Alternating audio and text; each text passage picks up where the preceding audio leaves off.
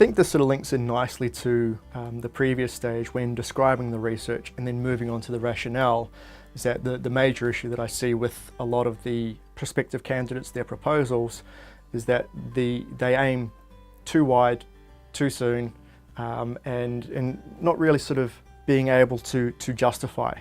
I suppose a better way of explaining that is with the type of research that we do in higher degree by research, some of it can be repetitive, but a lot of it's about trying to justify why you're going for this particular approach with your methodology, this particular problem that you're looking at, and utilizing the literature as much as possible to kind of lead the reader or the supervisor on the journey from here's a broad topic, but as I get down to the nitty-gritty, this is the specific question I want to look at and focus on, because by answering this, it'll have this type of impact, this type of significance practically, as well as academically or theoretically. A lot of the case, particularly early on in the PhD process, a lot of this will come down to the individual candidate.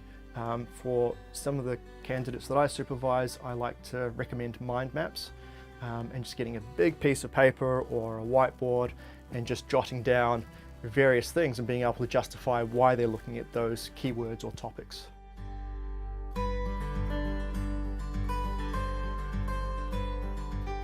The candidate is saying, here's a problem that I want to look at, and as part of that problem, they're justifying it with real life examples as well as utilizing the literature, and that's really that key part of a higher degree by research program, of utilizing the literature to justify why you're looking at this particular problem, and being able to lead the reader on the journey of that broad to the specific research question is so crucial as part of that literature review process.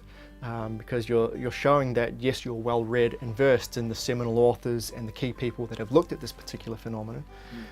Have they looked at it from all avenues? Have there been others? So again, it's building up that rationale of, yeah, this is an important problem for these reasons. It hasn't been addressed in the literature as much as it could be. Or if it has been, it's been very one-sided in terms of that view.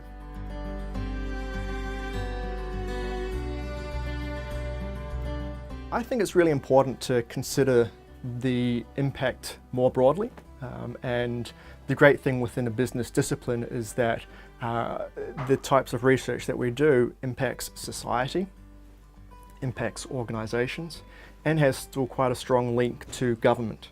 Again, I think people focus a lot on the business because it's a business PhD, this is the business implication, but human factors are involved there, technological factors are involved, and so many people in that initial presentation say, oh, my research has helped businesses understand phenomenon ABC.